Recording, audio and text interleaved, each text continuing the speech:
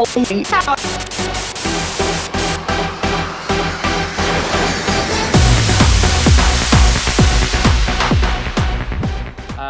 everybody to day 2 of Empowered 2020. My name is Taylor Williams. I'm the coordinator of secondary digital and innovative learning for Birdville ISD. So excited that you all are here to join us. Today we have a great presentation from Jessica Nungesser and Mary Hadley, both coming to us from Smithfield Middle School. Mary is the academic coach at Smithfield, and Jessica teaches Project Lead the Way, engineering, all the cool stuff that we wish we could do all day. She gets to do it with her kids. So that's it for me. I'm gonna, at the end, we'll remind you about the attendance form, get that filled out so you can get your credit and your certificate there. If there are questions, please don't hesitate to put it into the chat. I know Jessica is gonna be monitoring it. Mary is also gonna be responding in the chat as well. So as the presentation's going, don't hold back on those questions, throw them into the chat. It'll be a great, and it's going to be a great session. So Mary, Jessica, it's all to you. All right. Hello, everyone. Hey, everyone. I hope you're enjoying, if you were in a Zoom yesterday, I recognized some faces, so it was a good time yesterday. So hopefully today is just as productive for you guys. I'm going to go ahead and share my screen so that you guys can, maybe, Taylor. That's okay. Now you're good. There we go. Okay, perfect. All right. So today is about Hyperdocs, and I created a Hyperdoc so that you guys could have an example of what Hyperdocs are. Hyperdoc is just like a living document. So it's something that can be made using multiple tools, a Google Doc, Google Slides, or otherwise. And it's a combination of learning tools, so resources for students, and things that they can actually do and create in activities. So it can be graded, it cannot be graded, either or. So I know that this year has been extremely rough. I'm totally in there with you guys. The only good thing about me is that I've been using Canvas for several years now, but I still know that once you move to a totally digital platform, you have to adjust your activity and learning. And so that is why I thought presenting Hyperdocs would be a good option for you guys. Just trying to give you some creative ways to use digital activities with your students. Because I know we're all digital now. And so, you know, how do you engage your student? How do you get them interested in your activities and your presentation and your resources without, like, I don't want to say boring them, but giving them the same thing that other teachers are giving them in the same format so that they're seeing it over and over again. So here's where Hyperdocs comes in.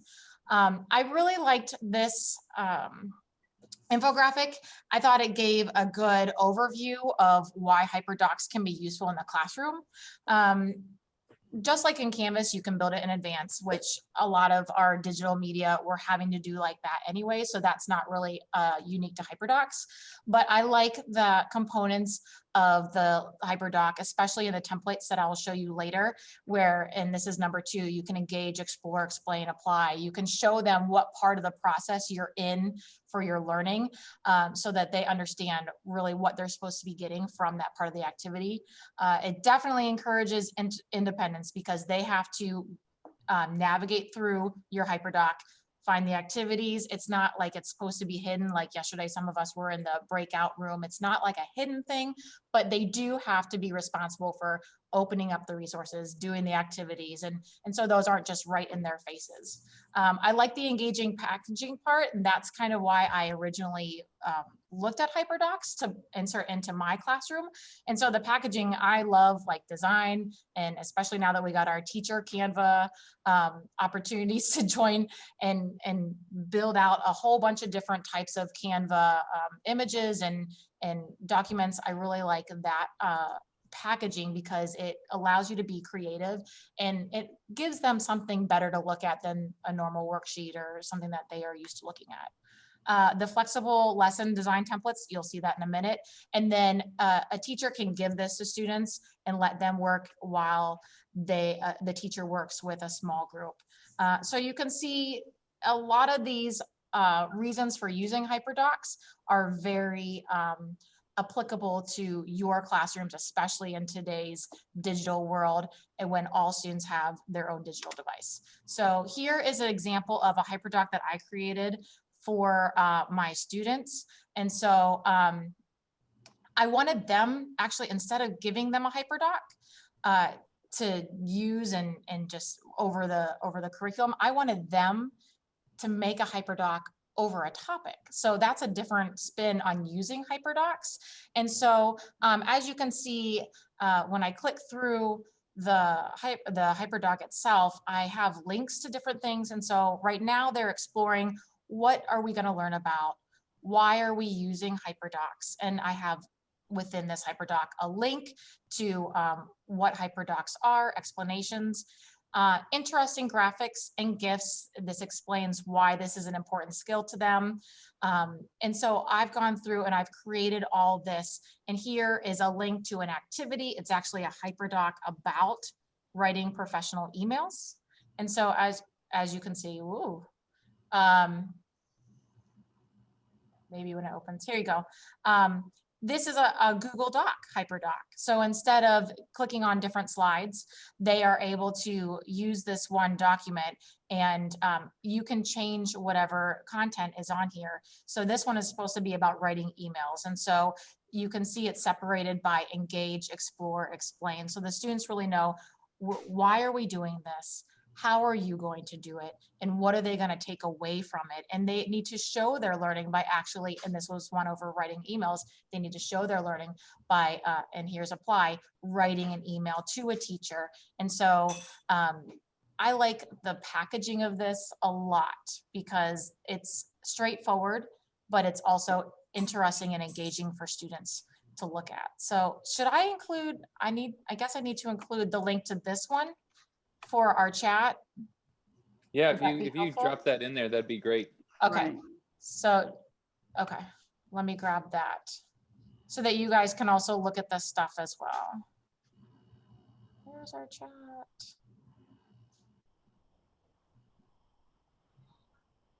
Ooh, I don't know where that went.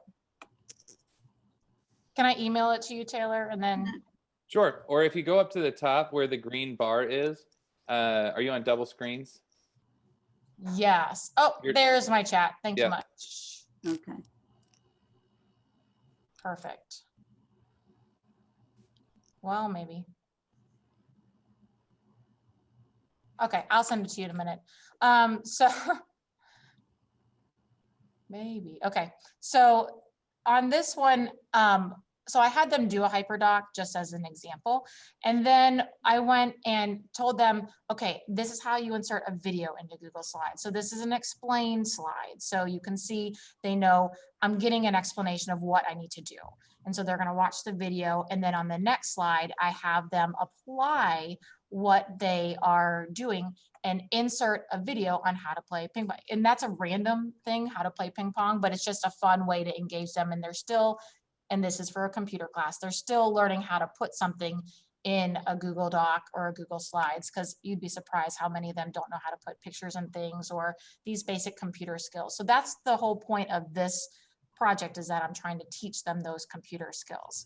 So I went through, and it's a long doc, but I just wanted to show you an example of how I created this Google or Hyperdoc on my own for my students. So then. So Jessica, there's a question. Do the students need to make a copy of the Hyperdoc before they can actually use it? It depends on the Hyperdoc that you are using, because in that particular Hyperdoc that I showed you, they aren't actually, and I'm going to send this to you. They aren't actually I think writing on the Hyperdoc itself. They are accessing that as accessing the doc as a way to get to other things. And I cannot find my Hyperdoc now. I, Everything is like I think all I out gave of them the the way. link, Jessica. I think I gave them the link. Okay, perfect. Thank you. So on that Hyperdoc, on the email Hyperdoc, no, because it links to other documents. So on the email one, they would go to, you could see it had a bunch of links to other documents. So on those, you would have them make a copy. But on the actual Hyperdoc that I just showed, this one here, I would probably give them the copy to the Hyperdoc, because on here, they're actually doing activities on the Google slide itself. So it depends what kind of Hyperdoc you have going on. So that's a good question, because some of them is just a bunch of links to other things, and you'll see that in a minute. So how would you incorporate this into your curriculum? I know that that's kind of, you know, the ultimate question. How does it apply to you? Well, I like this, and I got some of this ideas from the DigStat textbook. If you haven't subscribed to him, I definitely recommend it, because he gives great ideas. And so I have this example of an Underground Railroad lesson that he shared, all about Hyperdocs. And so you can see this is a different version.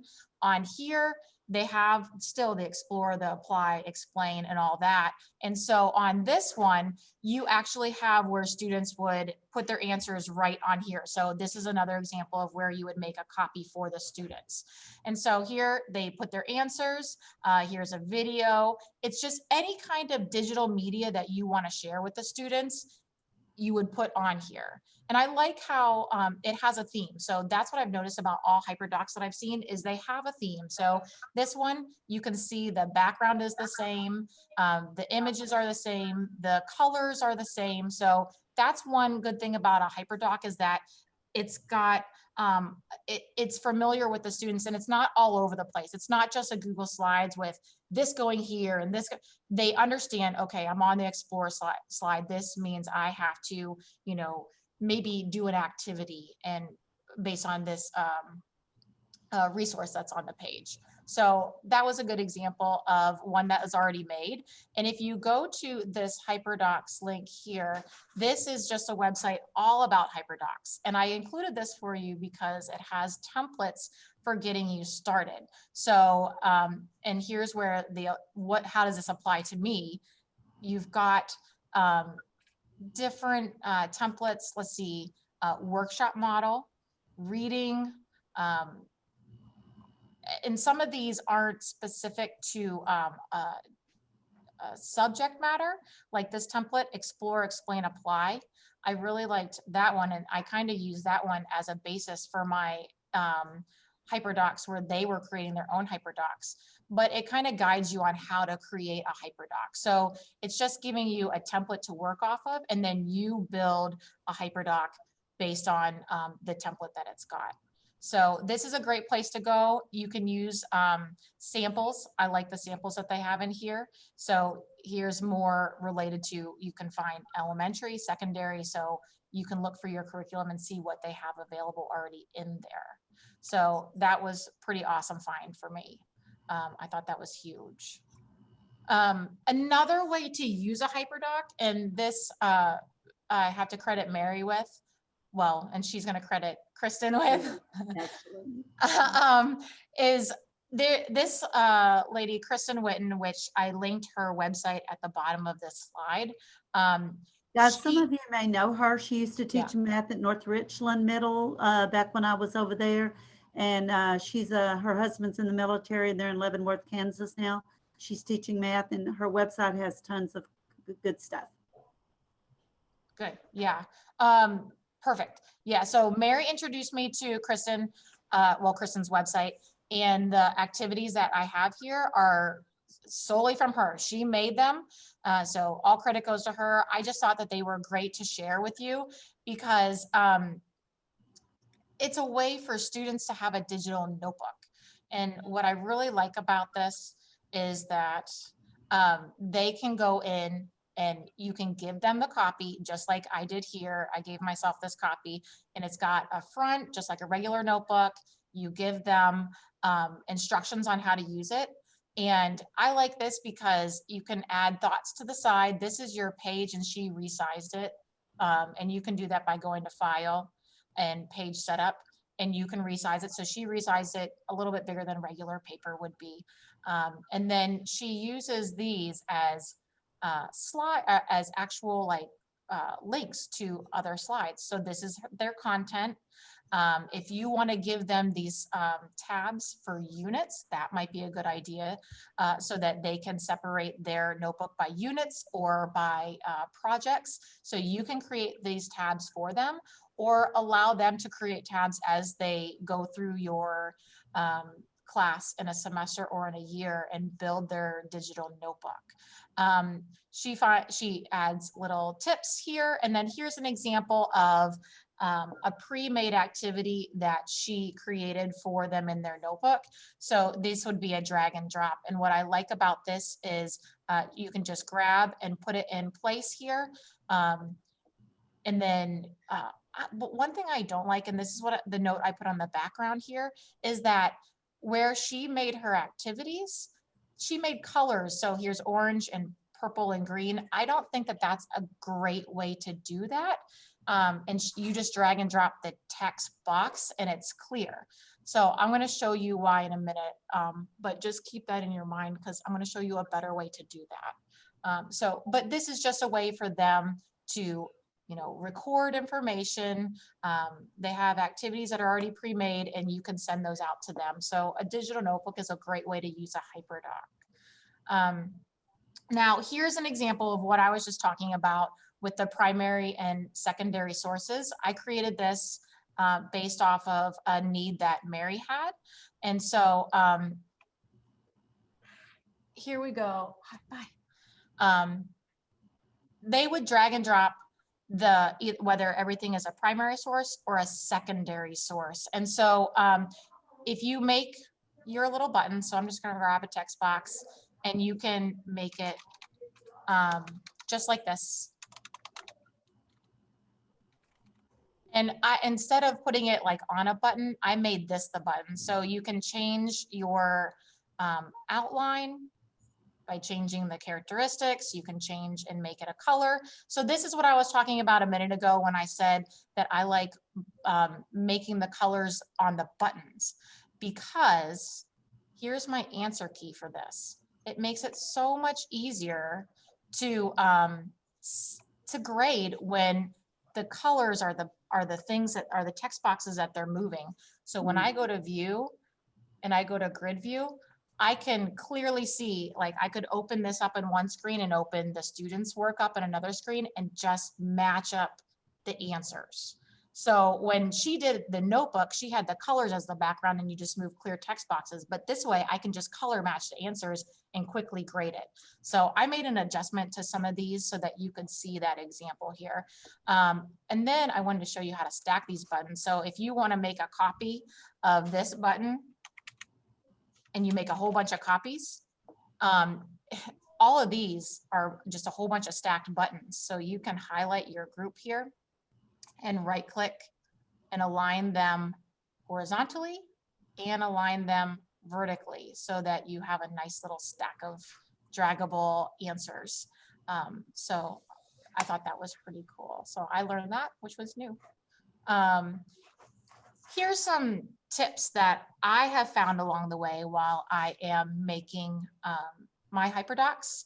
If you do not want your students editing something on the page, include those items as an image as a background. So for example, this primary versus secondary sources, I made that picture. You can't change the text that's going on here. I can't, oh gosh, well, maybe this one I can. I'll show you some others where you cannot. But see how they just had it, like if they clicked and dragged, they would mess up some of the questions. And I have seen students accidentally delete questions before, and then they're like, mine only has 14 and the assignment has 15. And that's just a pain. So for some of these, like this 1 minute paper where they have to write, I like this one because this is a good example of how you make a background. I made this image and then I went to backgrounds and I just chose my image and uploaded this actual picture. So I can click all over this and I can't change any of the writing, but I did go ahead and insert, and this is another tip. insert your text boxes where you want students to write. So they don't have to create their own text boxes. That way they can just click and do their brain dump where they're just writing away, because then you don't have to worry about them. How do I write in this? And you know, all those questions of how to set it up. So insert your text boxes where you want them, put the actual activity and anything that you don't want them to edit as the background picture. Super, super helpful for me. Bye, love. I'm headed to the hospital. I'll see you in the morning. Sorry, saying goodbye to everybody that is leaving for the day. I'm on a call. That's okay, you're good, say hi. No. Hi, it's the ED conference. Oh, yes, I wanted to do it. and Sorry, I now don't have my mask on. Okay. I wanted to do it, but now I can't because I have to be in the hospital. So here we go, another tip. Sorry about that. Everyone always stops and says hi to me on their way out.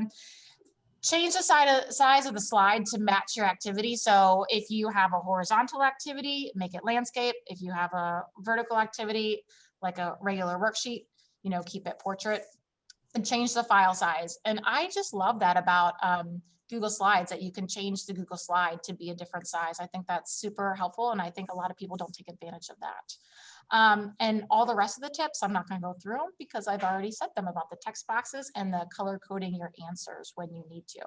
So all of these activities, all of these pictures are all linked to the actual activity that I created and that you can use in your classroom. So it will force you to make a copy or view it in case you don't want to make a copy, so that you can just take a look at it and see if you're even interested in any of these activities, you know, depending on what you teach. But you also might want to open them because you might be able to take that idea and apply it to your curriculum that you have. So here's some examples from my own classroom. I just had students submitting this assignment yesterday. And again, I created this. This is an image that I put as the background. They can't click on any of this and move it, but they're going to take the design process and move these into the space that they think it goes on.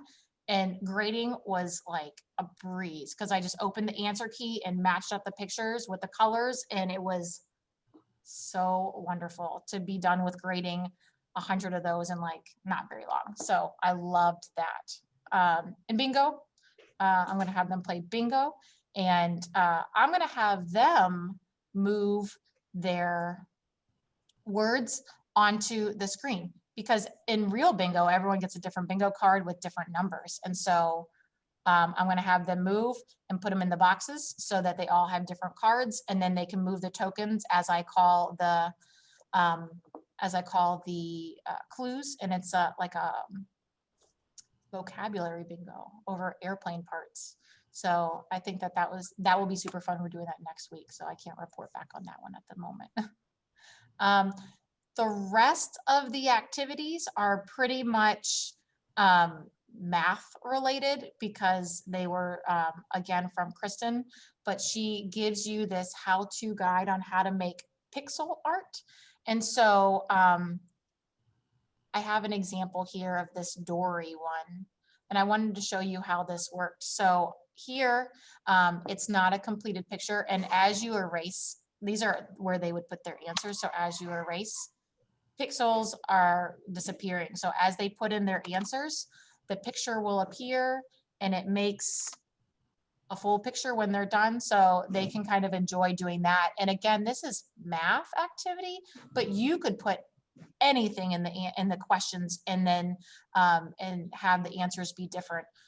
You just have to change what you want the answer to be when you format the cell, but it's already set up for you. The picture is already there. You can use this as a template and modify it to fit in your own curriculum. So even though it's math, it's totally applicable to anyone that wants to try them. And so then here are some more examples of numbers and math activities that you can use. Again, here's another example of what you would not want to do. In my opinion, you can do it if you want, but you don't want to have to go and read every single one of these. So I would color code these answers down here so that I'm not having to grade and read all of them like that. I think the grading would be a lot faster, and the colors don't mean anything, so they can't really like use it as a way to, bye, have a good night. Use it as a way to work their answers at all. So does that make sense so far about Hyperdocs? Is everyone still on the same page? Okay. So I think that Hyperdocs, as you can see, I have a theme on my Hyperdoc here. I use the same colors. I use the same shapes on each of my slides. It just helps create cohesiveness. And again, you don't want the Hyperdocs to be too busy so that the students are having a hard time focusing on what you actually want to do. That's why I think that the original Hyperdoc that you give them, you shouldn't they shouldn't be editing. I think that it's helpful when you link stuff on the Hyperdoc so that they have to open another assignment, and that part will be less busy and they can focus on that activity. So that's one thing that I found with a lot of the Hyperdocs that I found is that everything is linked in. This is just a package for giving them their resources and their material. So I see a question. So from a Canvas standpoint, just link it in your lesson and they click to go directly there. Yes, yes, that's what I would. I would put a link to the actual Hyperdoc, and then all my activities are linked within the Hyperdoc. So they're just getting a view only copy of the original Hyperdoc. And then for submissions, I wouldn't have them submit the whole Hyperdoc because obviously they're not changing anything on it. I would create individual submissions for the activities that you're doing within Canvas. And they can be graded or not, or maybe some are graded, but that way you've got only in Canvas what you need to look at to grade instead of scrolling through a whole Hyperdoc, which is going to be really time consuming. Although, like with the railroad that I put in here, this one, they do write right on the Hyperdoc. And one thing that might be helpful is have them, if you want to have them write on the Hyperdoc, a lot of times I have students take a picture of just the one thing that I want to look and read from them. So, you know, because you don't really need this slide. This is resources for the students to get. So you can have them take a screenshot and submit that to you so that you can give them feedback. And I know that this isn't part of the assignment, but in Canvas, if you're not using the peer reviews, I highly suggest using peer reviews because the students really like looking at each other's work, and it's a great way to share out, you know, a submission like this. And so if they put their assignment on here and they write what they want to tell and share out and what they felt from the story or whatever you're doing, they can share that with another student, and it can be anonymous. So if they just submit a screenshot, you've got an anonymous submission right there that you can share with the others. And pairing that with a rubric makes it even more seamless because then you can say, these are the things that you need to look for in the other students' work. So I know that was a little off topic, but I think it's important to mention because it's wonderful to use. So yeah. So that's, I mean, that's pretty much, I know this is like a little early, but that's like what Hyperdocs is. And so I would love to answer questions if anyone else has questions, or I can show you a couple more tidbits on Hyperdocs that I have found, like on this one that I created. I like to, and this is just for myself, whenever I create a Hyperdoc, I create, let me find the slide. A cheat sheet for myself. So I chose custom colors and I created them, and the color number that you get from here is going to be the same regardless of what application you're working in. So I use like this color, this D7DF23 is the same in Canva as it is in Google Slides. And so I created it by grabbing this number, and when you go, you could add your custom color down here by adding in your number here, and it finds it for you, and then you have a custom color. So then the whole time I'm creating my Hyperdoc, I'm using the colors that I've created that make sense for whatever topic you're doing. So that's how you can continue the theme throughout your whole Hyperdoc. So I really had fun doing that. And that's why I showed it to my students, because I think that they would enjoy customizing their projects and creating a Hyperdoc, because they get to go find a video, they get to go find a website, they get to go find an article and combine it all on one platform here, and then get creative with how they present it. So that's why I thought having them create a Hyperdoc on a topic is another spin on just a regular Google slide or presentation. They have to come up with the resources that they're sharing, which will then educate their peers. And especially if you're doing the peer reviews, bam, you got a whole bunch of good stuff just all packaged right there together. So super excited about that. So I have to give credit for all the people that contributed to this. So Mary, she was great bringing me the math activities, the Dish That textbook. He's great. I like that website that he's got. He gave some other examples here. I included them. So depending on what you teach, you might find something that already works for your classroom. So like this is a collaborative timeline over the American Revolution, and it's already made for you. You can just go in and use it as long as you make a copy. And if you're a social studies teacher, it's got great ideas for activities in it. And so you can find already made templates out there that will work in the classroom now. And oh, another thing, this reminds me, if you look over here on the left here of this, if I can grab it, don't be afraid to use the dead space. In a Hyperdoc, if you're on a Google slide or a Google, if you're on a Google slide and you have something off to the side, I showed you those activities earlier where your buttons and stuff are in the dead space. That's fine. Use all the space on the screen so that they have what they need. If you're just putting instructions off to the side, or if you're putting something for them to drag and drop, or like here it says use read and write to help with reading wherever needed. So that's a great little tidbit, but it doesn't muck up the slide and create a distraction on the material that you've included. So that's totally fine to do, which I really liked that little feature in Google Slides. So yeah, you can look through and see if something works for you from this website. And that's where I found some of my ideas. So, oh, you like the Coolers website? That was new. I had never seen that before. So I thought that that was super cool. I'll show you what they're talking about. Here we go.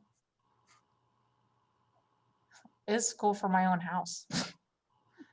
Because I'm really bad about this stuff. I thought I misspelled this at first and I forgot it was a link to a website. You can get like color combos.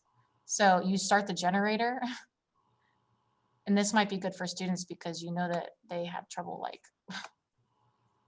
does this look right? So then you can choose a color, you can add a color palette, you can start if you like the color.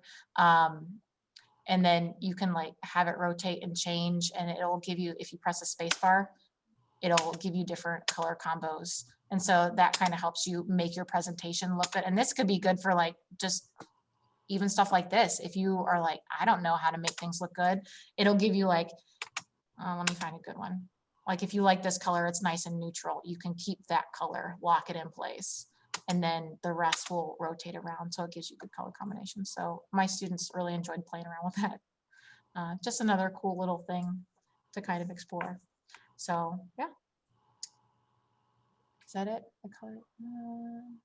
Yeah, I agree. I'm really bad at pairing colors too. So yeah. Yeah, that's all I've got at the moment.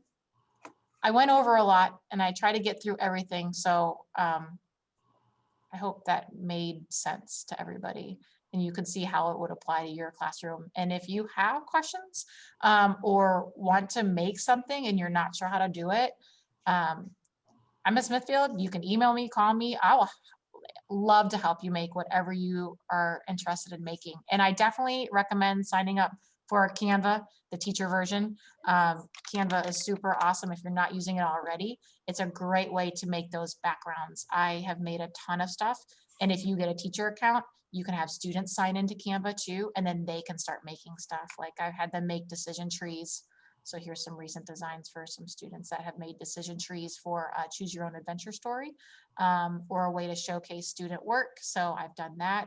Canva is pretty awesome. So it's how I made a ton of, you can see like my bingo, a ton of my backgrounds for this presentation. So it's a great way to get your space set up and designed.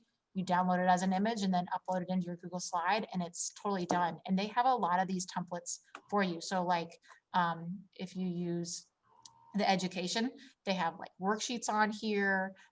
They also have different templates for like web maps and organizing your thoughts. So super cool. If you haven't gotten the teacher account, get the teacher account for Canva. So that was just a sidebar because it was important. So yeah. Any other questions that you have for Jessica and Mary about Hyperdocs? Feel free to unmute your microphone and just jump in. We've got some time.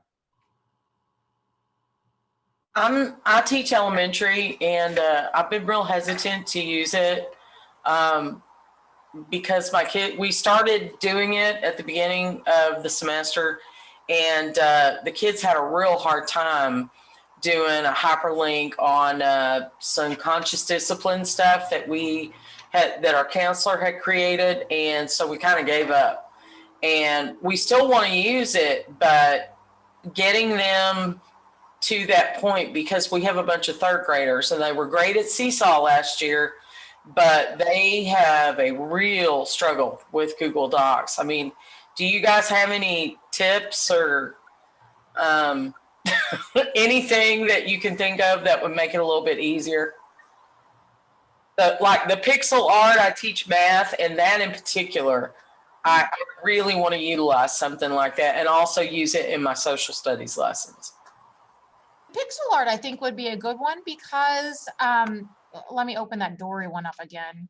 I think that would be good because it's just like kind of like a worksheet where it's just a question and then they put in the answer, but they can see the results happen right away. So I totally get it that it's like hard for them to navigate maybe a Hyperdoc because of all the links and stuff. But maybe if you simplify it and they just do one slide at a time, I think if you group it like that revolutionary one or the other examples that I showed you, that's too much for an elementary. You want to put one thing on each slide. And I think because you mentioned Google Docs, I would recommend Google Slides because that way they can click through each slide and just go in order. And I think that would be a lot more manageable for an elementary level. Well, I did mean Google Slide. I'm sorry. We did our science safety contracts in Google Docs, and then we also had a Google Slide for some other stuff as well. And either way, they were struggling. So too much. Okay.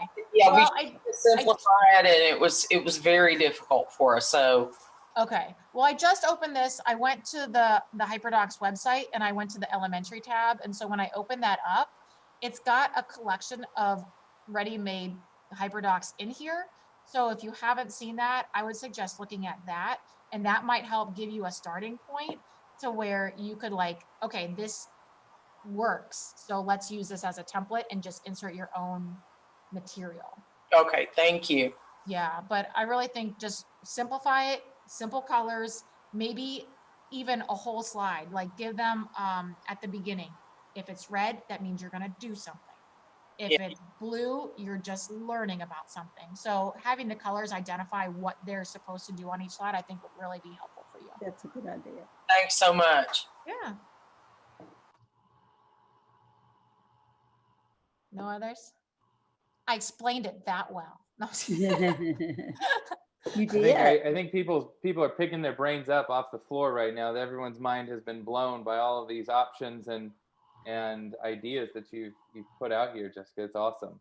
Yeah. Yes, good job. One thing that I do have to caution with Hyperdocs, and this is just like, maybe it's just me, but with Hyperdocs, it did take me a little while to build my Hyperdoc. So that's why I wanted to give you activity examples Like here, that's why I wanted to give you these pre-made activities that you could insert on Hyperdocs that you create, so that these are already done.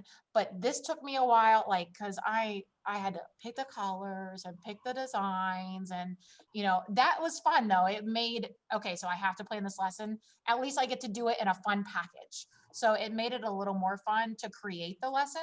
But yes, it does take a little time on the front end to put it together. So don't expect to do one of these every day or every week. I would on a, you know, I would choose your lessons wisely and create, you know, every so often, and make sure it's something that can be used in the future again and again and again. That's why having links to your assignments would be helpful, so that if you don't like that assignment, you can relink something else, and that will make changing out the activity a lot more easy on your part, and it will just allow you to use that template maybe in multiple classrooms or multiple settings or multiple curriculums if you have different preps.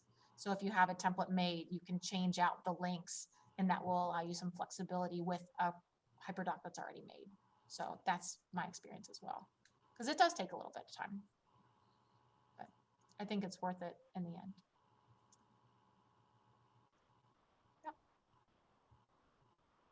All right. Well, again, don't forget to sign the attendance form. I've dropped it in the chat a couple times. I'll put it in there again one more time, and mark it off for Jessica's Hyperdocs session here, and get your credit, get your certificate for that. Links are going to be shared here in the chat. We're also going to put the link to Jessica's presentation up on the website when the recordings are up, and so you'll be able to access that again if you don't get it now, but you can grab it now in the chat as well. Do want to encourage you to look at the schedule for tomorrow. Our final day of Empowered is tomorrow, same time. Some more great sessions that are going to be coming at us, but this one is definitely one that is sticking out in my mind as far as what we've seen so far this year. So I would say there is a little time, so if you have other questions for Jessica, you can stick around. Otherwise, I think this session is pretty much done, and we can call it a day for this one. So thanks everybody for coming and being a part of it.